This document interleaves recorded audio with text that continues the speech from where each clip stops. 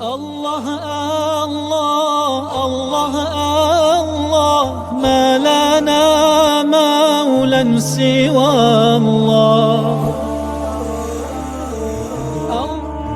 كلما ناديت ياه قال يا عبدي أنا الله زحزحي الحجب فقلبي غاب في ظلمة ذنبي نظرة في العمر حسبي تجعل الميت حيا كلما ناديت ياه قال يا عبدي أنا الله.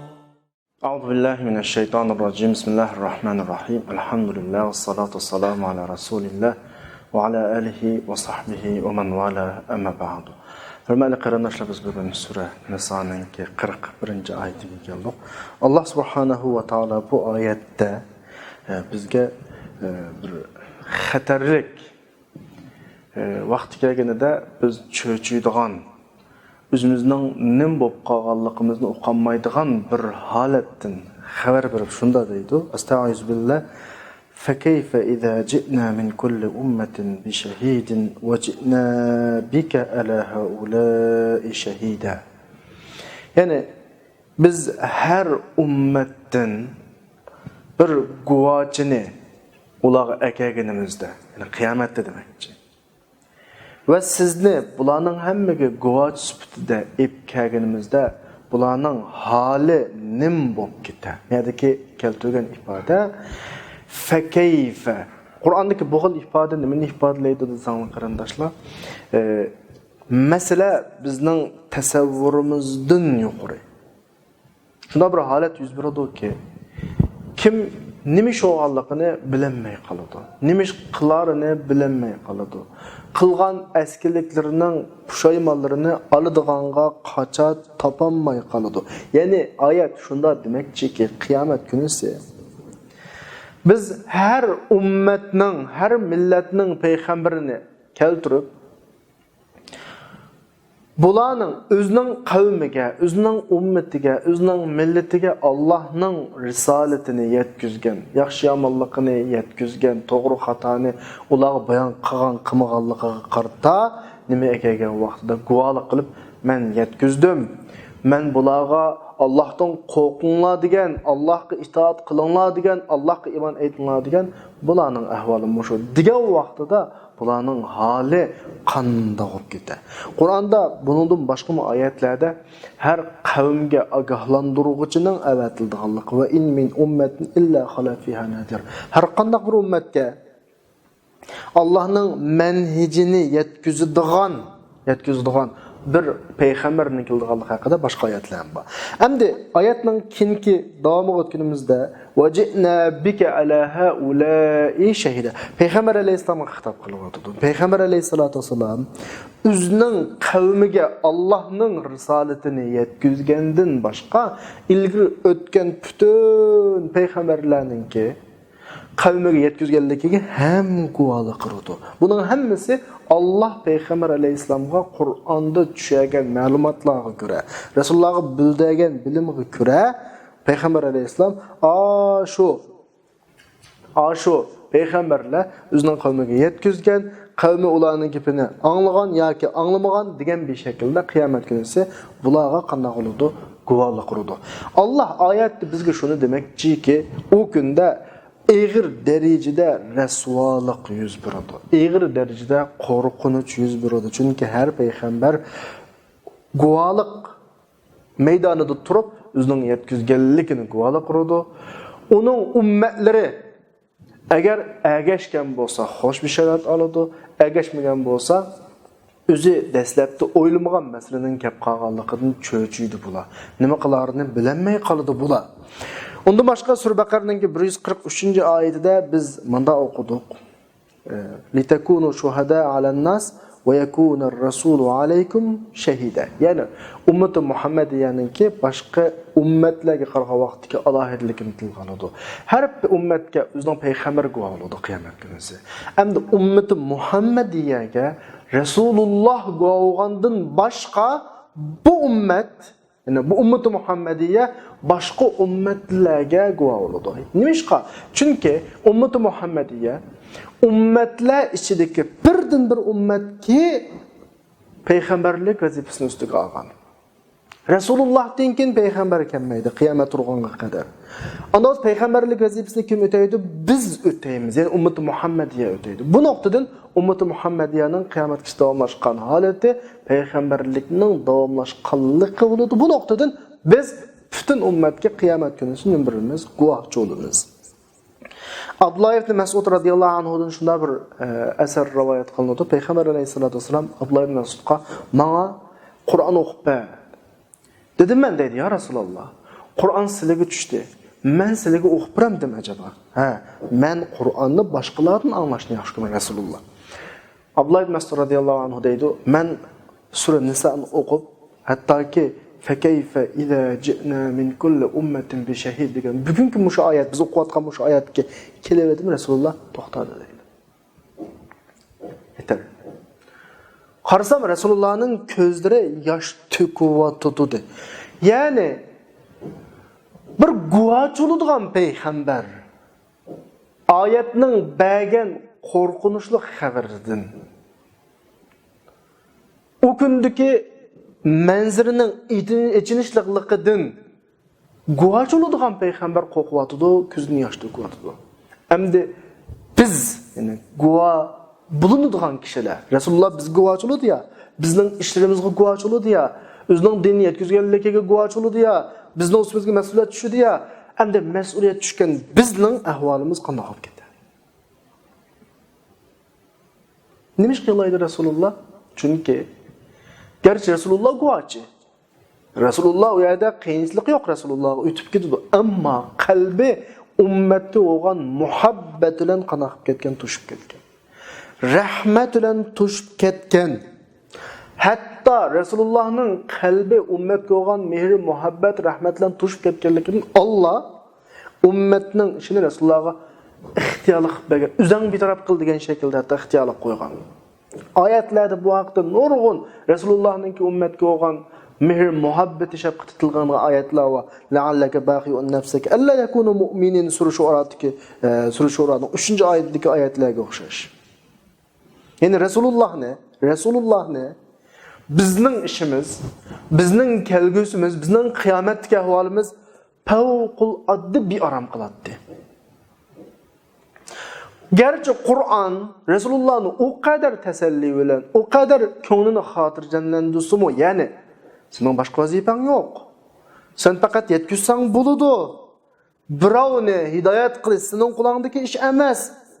Desimi, Resulullah bunu bilsimi, ama Resulullah'ın bizga bo'lgan hirismelligi, bizga bo'lgan mehr muhabbeti Resulullah'ın bizning keyingi erişişimizni, doğru yolda manışımızını, iman etişimizni bunu yaxşı görüldü. Bunun için bir aram buladı. Kıyamet günüsü Peygamber aleyhisselam şu mahşerde bizge guva olgan vaqtda bizning osal ahvalda qilishimizdan qo'rqatdi. Hatta ki şu derecege bardi ki Allah Peygamberning ixtiyorga qo'ydi. Bo'ldi, ummatingning ishini sen bitirib qildi. Endi mashta bir ixtiyorga qo'ygan vaqtda Resulullah'ninki bir xil peygamberlerce büyüklüğü, peygamberlerce pembarasat, akli, düşüncesiz, yerekliliği Resulullah'ın nimde gözde, tamam, ümmetimin işine men alay, men bir taraf kılay demedi. Nim dedi? Ya Rab, sen menin ve bu ümmetinin Rabbi, sen bulağa menden bekrak rahimdil. Men bu ümmetke sildin bek rahimdil bulanmayım. Digen manada Peygamber aleyhissalatu vesselam ümmet işini ihtiyar koysun kullanmadı. Şu vaqtda Allah tarafından kelgan cevap nima bo'ldi Resulullah'a? Unda olsa men seni ümmetin haqida asla bir aram qilmayman, rasvo qilmayman. Qarab baqaylı ilgili peygamberlerin ümmeti haqqında qilgan dualarga. İbrahim aleyhisselam qanday dua qildi? Ya Rab, bular kishilarning nurg'unlarini ozdirib etdi. Menga ergashganlari mendan boshqa nurg'un hadislar va asarlar bu haqda. İsa aleyhisselam dedi, "In tu'azzibhum fa innahum ibaduk."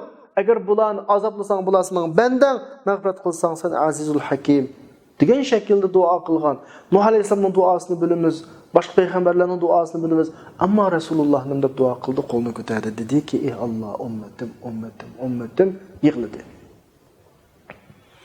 Allah azza ve celle bilib turib Cibril aleyhisselamni Rasulullohga avatdiki, so'g'in nima ish qilibdi? Cibril aleyhisselam kelib so'radi. Rasululloh dediki, "Mening nima uchun yig'laganligimni Alloh biladi." Allah dedi ki Cibril, "Bağın Muhammed'nin qashig'i degin ki biz seni ummatingda rozi qilamiz, seni bearam qilmaymiz."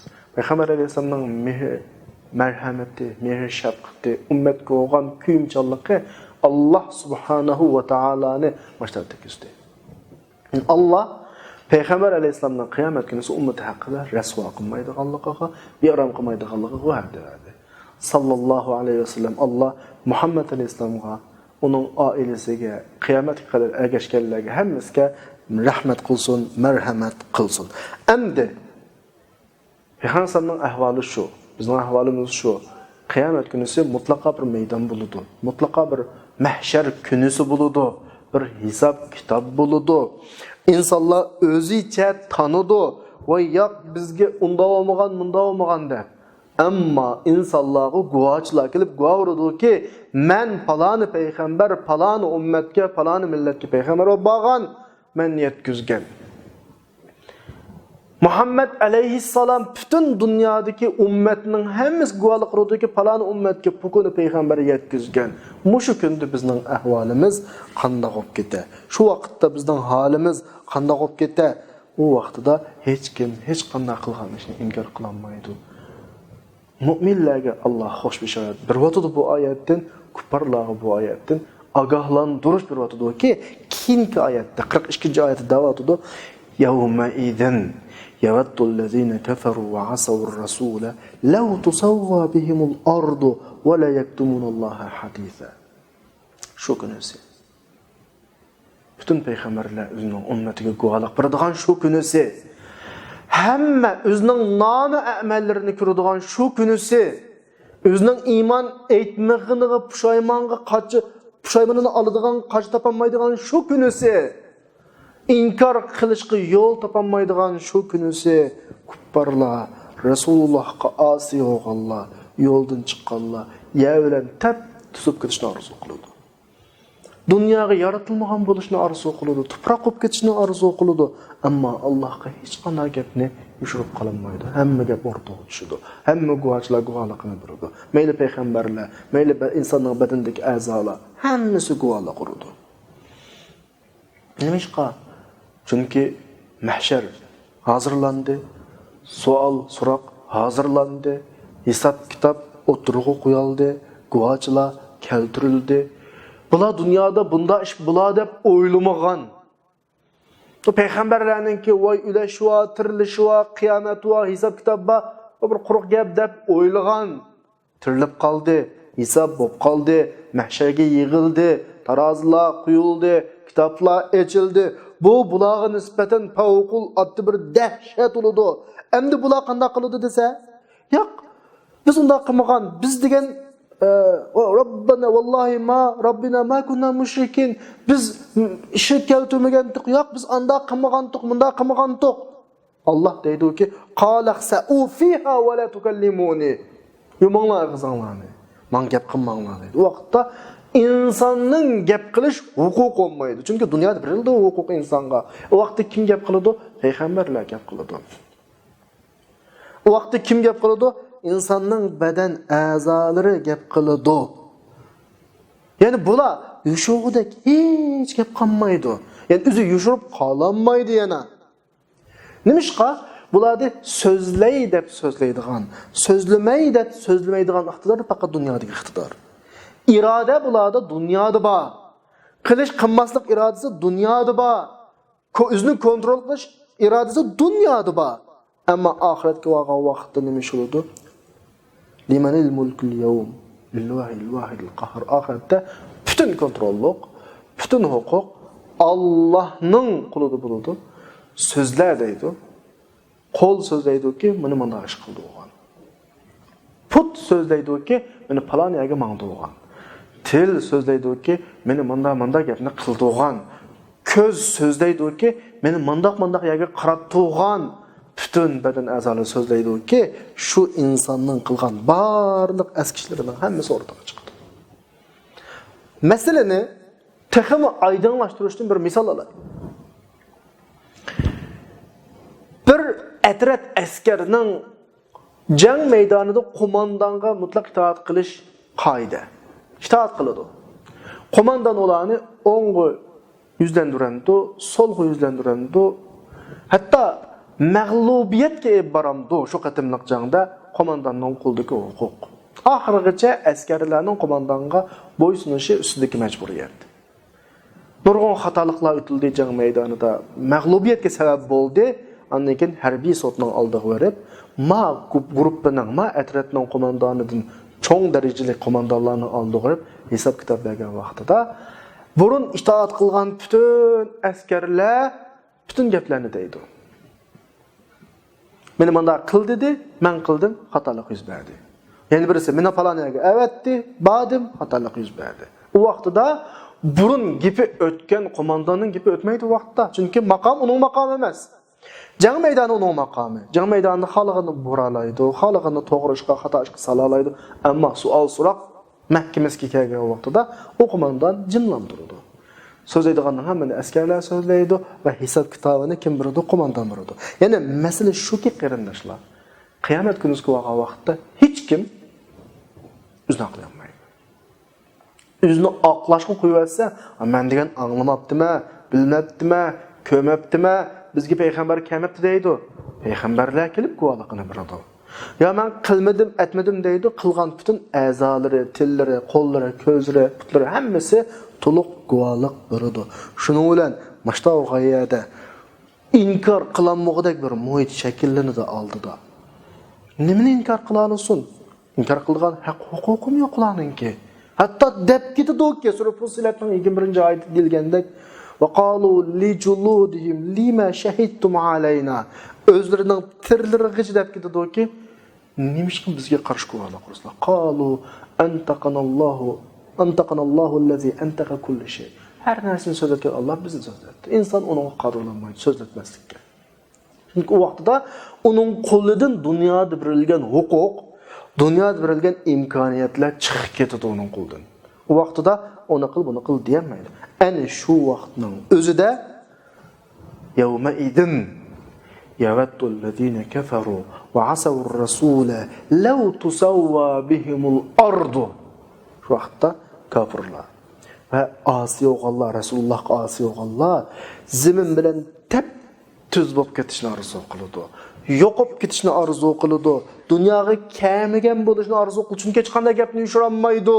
Xuddi Alloh sura Naba'ning 40-oyida degandek, ya laytani kuntu turaba. Kashki men nima bo'lib ketsam-chi, tuproq bo'lsa bo'lib ketsam-chi degandek, ular xulosliga vaqtda pushaymonini oladigan qacha topolmaydi. Alloh subhanahu va taolo bugungi 2 oyatda, ya'ni ilgirki 41-oyatda bizga kelgusidagi biz hayron qoladigan, bizni cho'chitadigan bir hodisa, bir maydon, bir mavqani xabar bersa, 42-oyatda bizning dunyodagi o'xshash u vaqtida o'zimizni oqlash, yolg'ondan qilgan ishlarimizni yushirish, inkor qilish haq huquqimizning bo'lmaydiganligini, faqat guvohchilar so'zlaydiganligini, payg'ambarlarningki guvohlik beradiganligini, o'zimizning badan a'zolarining guvohlik beradiganligini Alloh subhanahu va taolo bizga alohida qanaqotida eskartib vaqt munosabati bilan bugungi darsimiz mushayat oxirlashadi. Inshaalloh kelaqatimliq darsimizda ko'rishganga qadar hammani Allohga omonat qildim. Assalomu alaykum va rahmatullohi va barakatuh.